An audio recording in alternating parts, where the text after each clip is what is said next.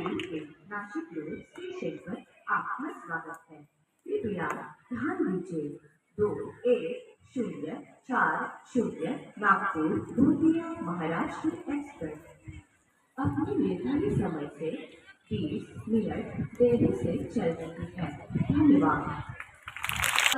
तो आवाज 11 वाजता सुटणारी अहमदनगर नाशिक बस क्रमांक 3422 फलक क्रमांक 2 वर थांबली आहे. ही बस राहुरी